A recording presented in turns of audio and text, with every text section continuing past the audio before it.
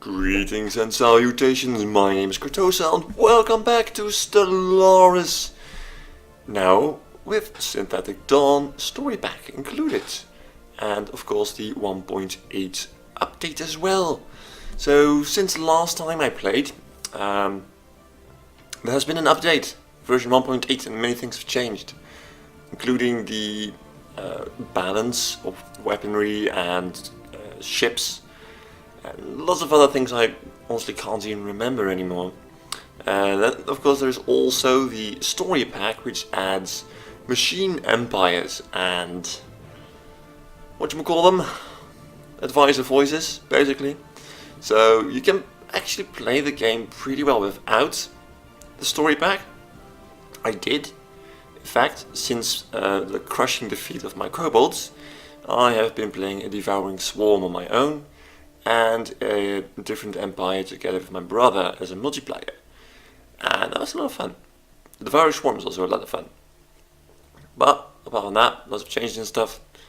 And yeah, I'm looking forward to starting a new series. Now, this is going to be the 0th episode, meaning I'm going to focus on the creation of a race and kind of setting up the galaxy, although the setup will basically be the same as last time. I'm going to very shortly right now explain what I want with my empire and why. After that I'll actually do it. So if you're not really interested in all the backstory that I thought out of and the whole creation process, then once I do start it, you can just leave that and wait for episode 1, which would come out, well, basically as soon as this one's online, the other one would be sure to follow. So you don't need to watch the entire empire creation if you don't want to. That's why I put in a separate episode. So what I'm going to be going for in this series is not actually a machine empire. They have been added, they're new, yes, but basically everyone on YouTube who plays Stellaris is right now playing a machine empire. And I'd say go watch them if you want to see a machine empire work. They're interesting for sure, and I might do it at a later date, but right now I just want something different. But it is entirely possible that we will encounter such empires. Also, basically everyone online is currently playing some degree of xenophobia. Because, well, the machine empires are a gestalt consciousness, kind of like a hive mind, and that means they have a standard negative modifier towards everybody else. So diplomacy is a bit difficult. So playing as a total douchebag is just the easy route. Now, I'm not good enough to play the be nice to everyone hard route with the machine empire, so I'm not even gonna bother. I have learned some things about numbers since last time, combat numbers, so I will be putting that to use. And I understand why I lost now. It's a bit difficult to explain. So what I'm going for instead is a xenophile empire. Not entirely sure yet exactly what specifics are going to be, but I'm going to be going for a tall extrovert empire. So instead of expanding like everywhere and taking sectors from people, I am basically just trying to go and min-max the area I have and try to be friends with everyone. Which, you know, for me is actually pretty difficult because I like to blow stuff up. But I'm actually going to try not to murder everyone. Which is going to be difficult, but we'll try. So, that's the short of it. Now going to go over the actual empire creation. So if you're not interested in it, I'll see you in episode 1. So first and foremost, these are some of the basically the legacy races I have. I'm going to turn them all off. That's not off, that is. I don't want them to spawn. I don't want them to fight my own races at the moment. We of course have the Kingdom of Kumaria. Not quite sure what this one was. I think this was my first attempt at being pacifistic, and it went horribly wrong. I had no idea I created these guys. Oh right. Oopsie, because in my game with my brother I play as the Church of the Sacred Brew. We're basically tea people. And I have just vassalized this one. I completely forgot that I actually made them. And in my single player I play the Swarm of the Eye, which is devouring swarms. Basically eat all the things, which is nice. We're going to create a new empire. I'm going to basically go back and forth between the different things. I do know what I want to be. I want to be reptilian again, because in all honesty I want the ship appearance to once more be reptilian. We didn't really get far last time, so I'm curious to see how those ships look. And well, there are various. I really love these guys. But to me, they look imposing. I would love to play these, but I don't feel they kind of fit the whole xenophile vibe, you know? They look a bit rawr and I don't want them to. Of course, this is the opposite end of the spectrum. These are little cute ones. Well, basically everyone who's playing pacifistic or xenophile chooses that, or, well, you of course also have various people who don't and go completely nuts with fanatic purifiers with these guys, but I know they're a bit too obvious.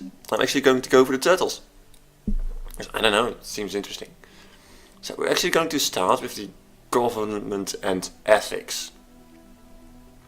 Now, what I want for sure is at least a xenophile to some degree. I don't know what degree yet, but I know I want this. I may want pacifist and I may want materialist. So let's see what these two actually have to offer and what this has to offer. So if you just use xenophile, we get a border friction reduction and we have reduced diplomatic influence costs. So we can much easier form non-aggressive pacts and such like. There are of course some downsides. We cannot displace aliens and stuff, but that's not what we want to do regardless. So if you go to fanatic xenophile, the bonuses basically just double up. So we got even less border friction. That means our neighbors aren't going to be mad at us for just existing. And we can even do even better more diplomatic things without completely draining our influence pool. Like xenophile. Very previously, a long time ago, before the rework of this system, it gets reworked quite often.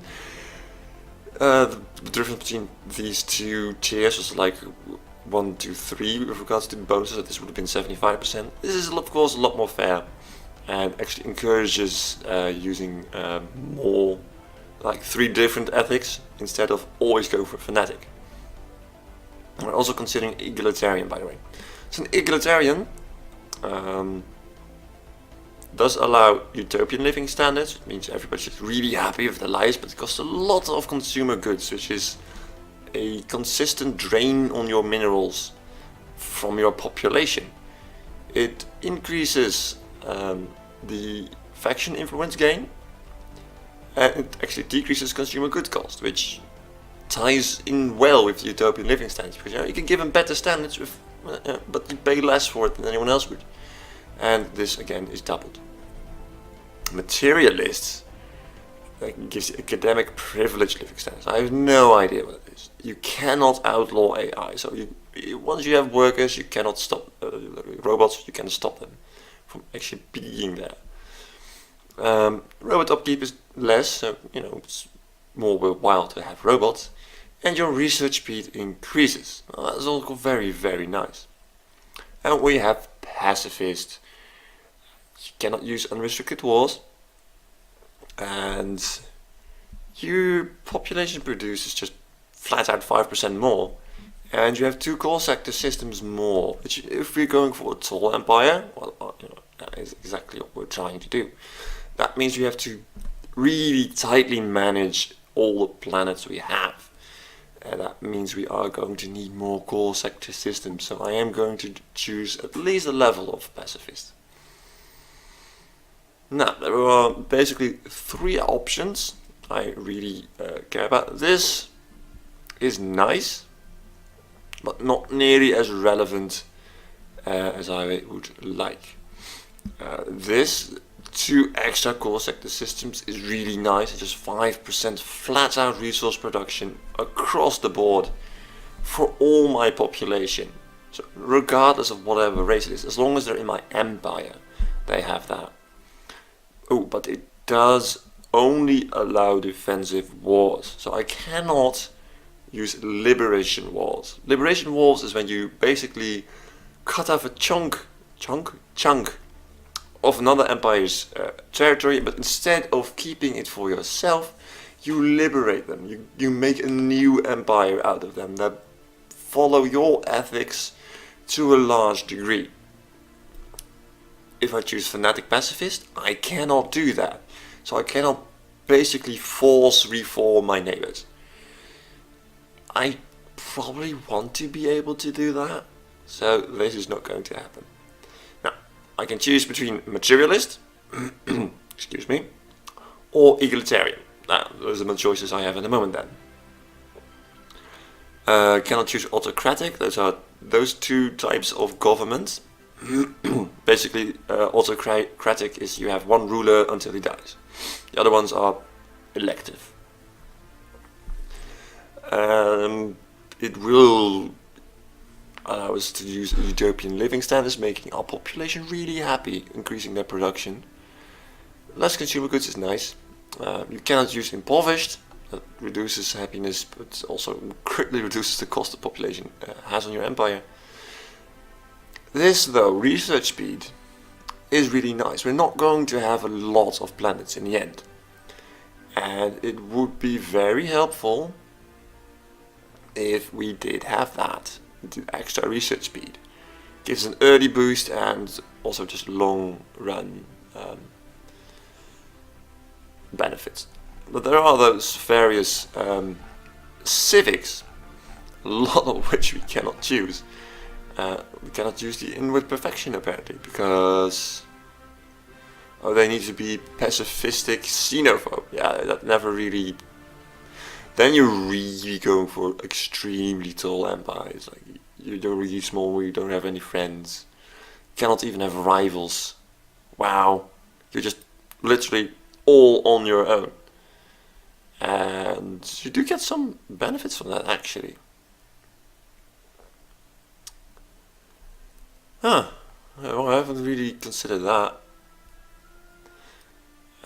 Mechanist is one of the things we would get if we would choose materialists. We start with robots and technology to build robots, and robot upkeep is reduced even more. If I click that, would they come at the bottom? No, they would not. Could also become a technocracy, more research alternatives. I think that's all it adds. Yes. Egalitarian would add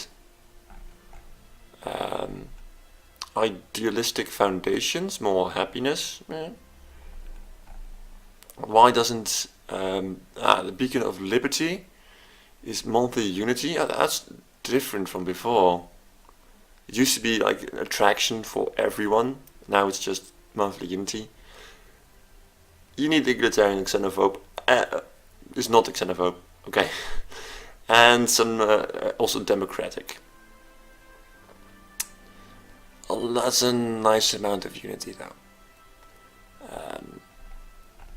But that is in the end all it adds. If you took an oligarchy, then we would gain aristocratic elite. Yeah, there's a lot of things we would gain or not. But what do we want? What does free haven mean? That's migration attraction. That's what I want. I want other people to come to me. I want to end up with a lot of migration treaties. Basically have all the races living in me. Well, that sounds weird, but you know, in my empire. There is an achievement for that. It's actually one of the reasons I want it. Furthermore, let's see if there's something that really catches my eye. Not really. Corvée system, less resettlement, because I don't necessarily want to resettle people. got the more influence is nice, more cost-effective systems, we already have that, you know, you can go overboard. There's also an Ascension perk that gives you 5 more, which is probably what I'm going for. If I reform the government at some point with an extra civic, I might go for efficient bureaucracy. Consumer good cost is nice, functional architecture is I suppose nice, but not special. Leader level cap and pool size is nice. I don't know, mining guilds again, they're all very nice, but they're not like... election influence cost, I actually want to not do that. Influence elections. Syncretic evolution is cute, not what I want to go for at this moment. Aristocratic elite, empire leader capacity, government recruitment cost. The government recruitment cost isn't really going to be a thing for us. This is if I would change to oligarchy, because we're only going to have one governor, because we're not going to use any sectors if at all possible. Fanatic purifiers, yeah, no. Idealistic foundation. Happiness is nice. It is. I say that word a lot this time. Might actually try a run with this at one point, but not this time. Mechanist is really nice. Mechanist. It allows us to instantly build robots, which basically, once you get to the upgraded part of the robots, you get droids, and then you can actually colonize with them, which allows us to colonize other planets with our droids, once we cannot inhabit, well, very poorly. Then open migration treaties to other races who can live there, and in that way quite easily fill in our empire. Technocracy, research. I think the mechanist really does sing to me, as does the research speed, more so than the other. So yeah, we're going for mechanists and free haven. We could then, of course, choose any of these 4. I don't think they have any distinct advantages, except that, you know, these guys certainly hate each other, but I think these 2 hate these, but I don't know that for certain. What is a downside to picking 3 different ethics is that we also have 3 different enemies, because we are materialists. Spiritualists, in whatever degree, will despise us because we're pacifists. Warriors, militarists, words are hard, will despise us, and because we're xenophobes will hate us. Of course, that's not a problem, because xenophobes will hate us regardless. So, but that means that we're basically narrowing the spectrum of people who like us.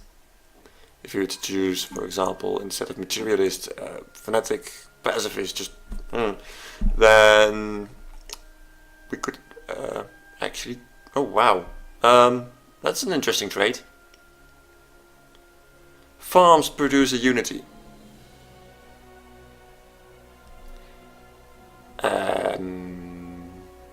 No, I'm not definitely not going to do that. But if we do this, then spiritualists wouldn't despise us.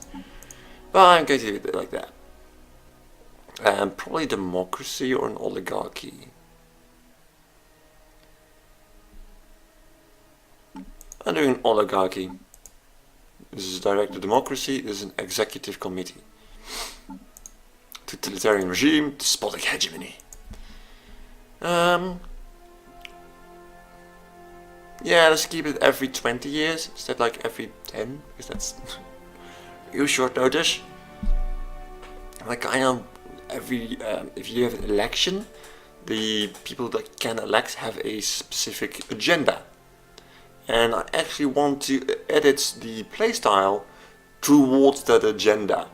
I basically want to do quite heavy role-playing let's play. This means that I have in mind a certain mindset that my race has, and I will pick my choices accordingly rather than pick whatever is most profitable at the moment. And the going with the agendas of my ruler, of course, goes along with that. So those are ethics. This is our appearance, I think. How is this even reptilian? I'm sorry, when I look at this, I don't think reptilian. All the others, sure. This is also, you know, but this, no. We're going to be turtles. A name for our turtles. Oh gosh, I'm so bad at thinking of names, especially at the sport. Of course, I could randomize them, but that's just, I don't know, that feels wrong. So very wrong.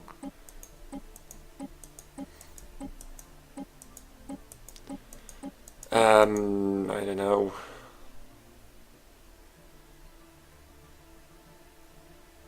No, I'm not going to go for like the obvious, like Speedy or something. No. I'll think on it. Right, I have chosen a name. It's not really original, I must say. It's Crwban, which is Welsh for turtle. If you're wondering why on earth Welsh, well, I think it's an interesting language, basically. Considered using the Japanese word for it, but that's a bit cliche, to be honest. So I thought, you know, let's do it something different. So we call ourselves the Crwban, and the plural is Crwbani, adjective is Crwban. Yeah, this thing right here, you actually speak that, you pronounce that as an U in Welsh. You knew, right? Crwban. Our name list is going to not be humanoid. You mad? It's going to be reptilian. This seems more like, I don't know, snake or dragon-like. This, I don't know. I think this, yeah, sure.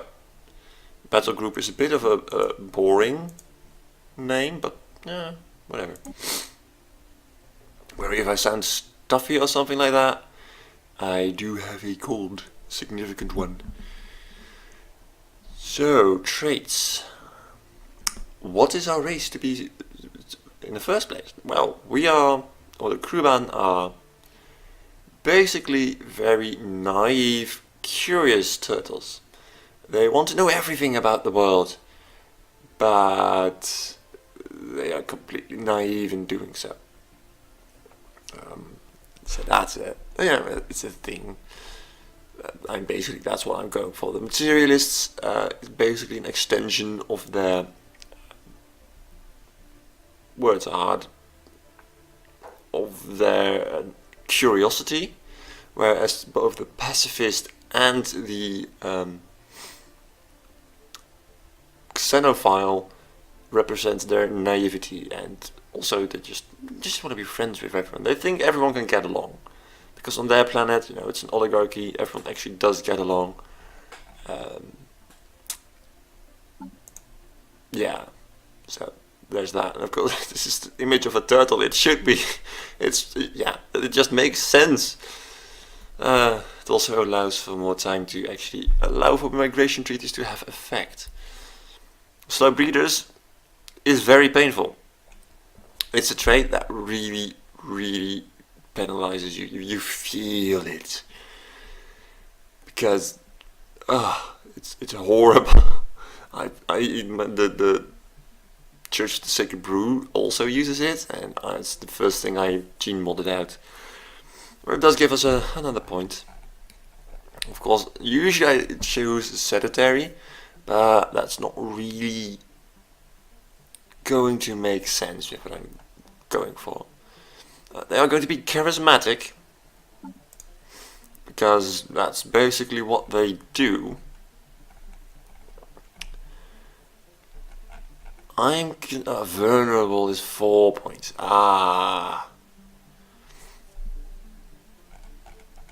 That's well, not as nice. Intelligent would make sense because of the curiosity. And we have 2 trait picks left, which means we can have a single bad red perk and a single green perk. not green, not blue, green. Unless we take non-adaptive, in which case we could take something worth 2 points. But I don't know. Non-adaptive is harsh. Even if we do eventually decide to take mostly other races on. Actually, we do. So all the other planets we just colonize with robots and fill in with other races. So we could actually do that. It'll be the first time I choose non-adaptive.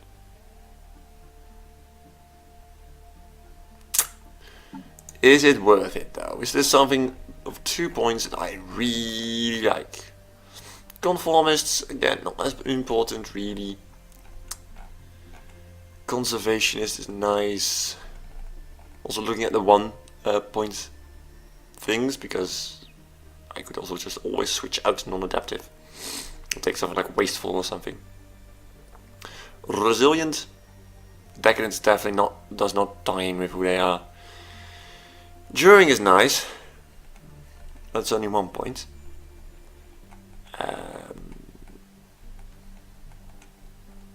Slow learners could be a thing, coupled with enduring. Just how big of a... Oh, that's 25%, that's a lot. Or agrarian, thrifty, industrious. Because you only have trade pick 1.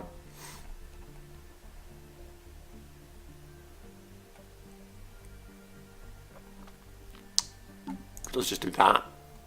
But, I don't know. Kind of a waste of having 2 trade picks left. You could do that, no problem.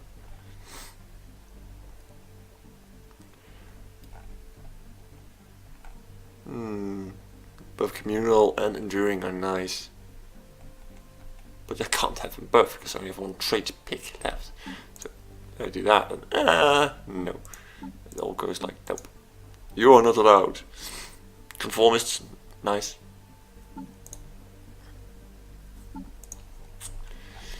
Yeah, I also have a lot of difficulty with choosing this.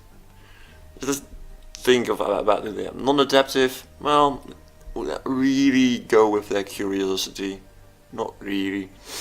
Slow breeders is just like something genetic. So you could actually stack up this really high. Just all of these, along with intelligence. You can't really, but if we took away slow breeders charismatic, then we could pick 2 of them. But no. Industrious wouldn't really make sense, nor would thrifty or agrarian for that matter. So I'm actually going for vulnerable, or well, the enduring, and slow learners, slow breeders. And that's it. They're just very slow because turtles. Technically, turtles aren't really that slow, but these ones are. At least mentally, in some regards. So they live longer. But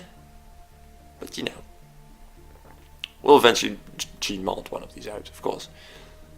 So that will be our choice for our traits. Now, our ruler. I don't really care if it's male or female, to be fair. Chairman, chairwoman. I don't know. Non-available, of course, because we don't have heirs. Do we have color variants? A little bit. I like the black turtle. Well, clothes don't matter. Let's look at a room. What room would fit them? That's too technical. It's nice, but I don't know. True Imperial. No. Star map. Yeah, it would be nice. This. No thanks. It's nice, but doesn't quite. No. Doesn't sing to me. Too elaborate. Well, this would actually not be too bad. We're all about having guests over, and this looks really nice. I'm just going to pick a random leader name because my Other people are also going to be random. Well, unless I name each and every one of them, which I don't feel that much for. Does this change regarding... Yeah, it does. Oh, funny. Well, a little bit, at least. Sure, we'll take Birim, because why not? Chairwoman? Chairman? You know, it's kind of a lame title. I am the man in the chair. Fear me.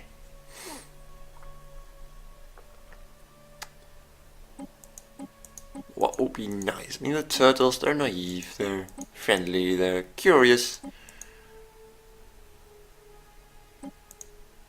Chief, I don't know, Chief Explorer?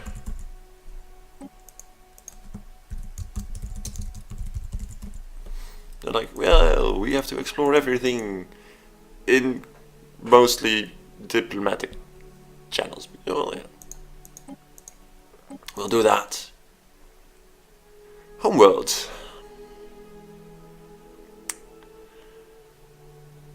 I do take dry often, and I take wet often, so let's go for frozen. Either tundra, alpine, or arctic. Arctic doesn't make much sense. Well, frozen basically doesn't make much sense for reptiles, but oh well. They're hot-blooded, okay? She agrees. Or she. I can't really remember. She. It's not like she's any difference. I like alpine. I also like tundra. We'll go for alpine. We have a random starting solar system. We of course have a homeworld name. I don't really think I want to randomize that.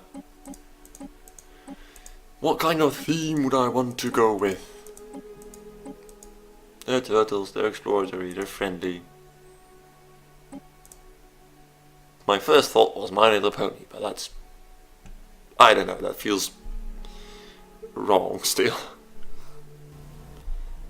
I have chosen a theme, and it's going to be kind of based on, you know, like monuments combined with star stuff, and yeah.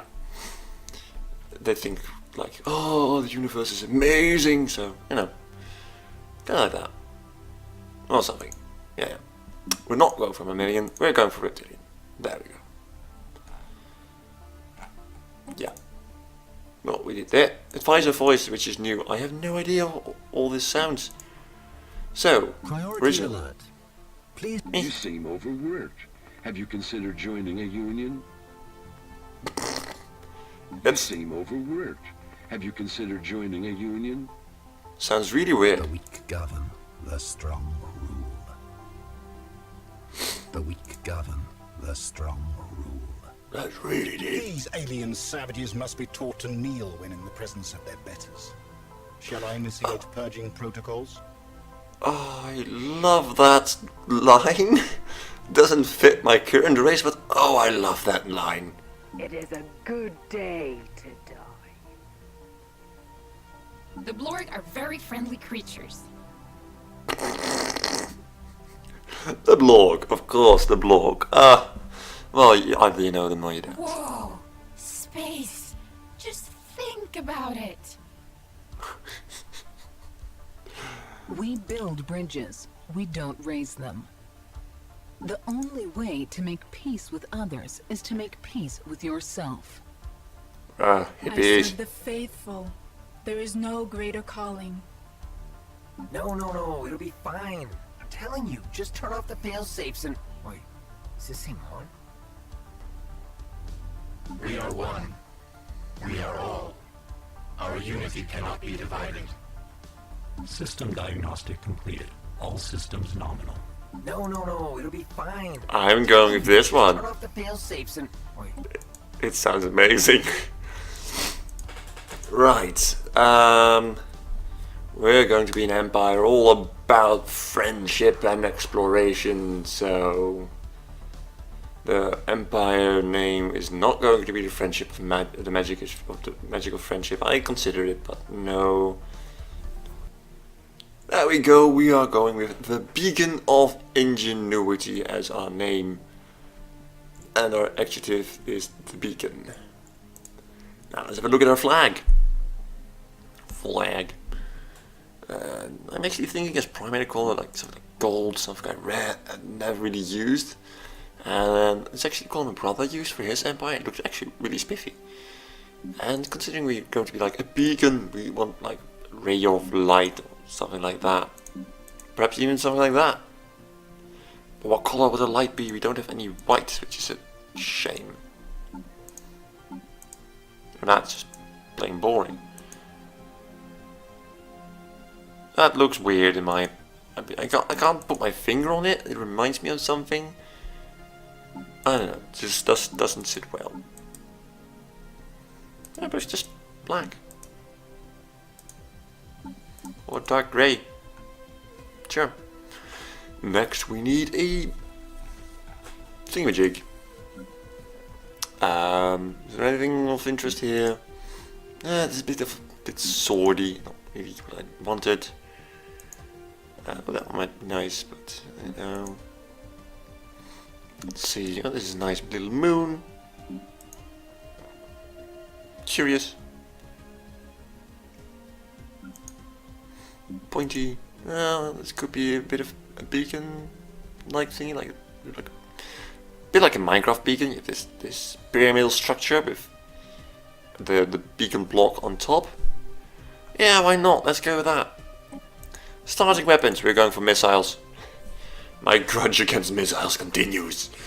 They're not as overpowered, really, but we will go for missiles.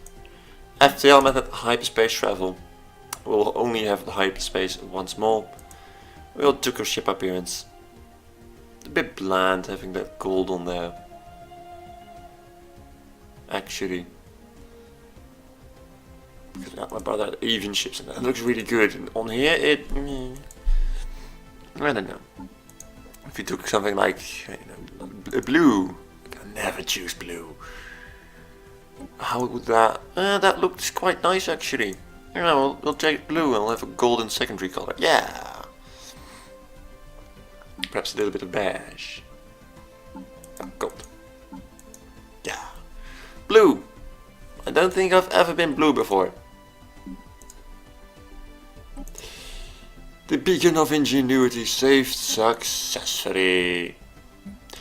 Right, that's it for the introductory episode. It's been quite a long one, to be honest. Next episode, we'll actually start playing the actual game. So I do hope to see you again then. And until then, have a good one.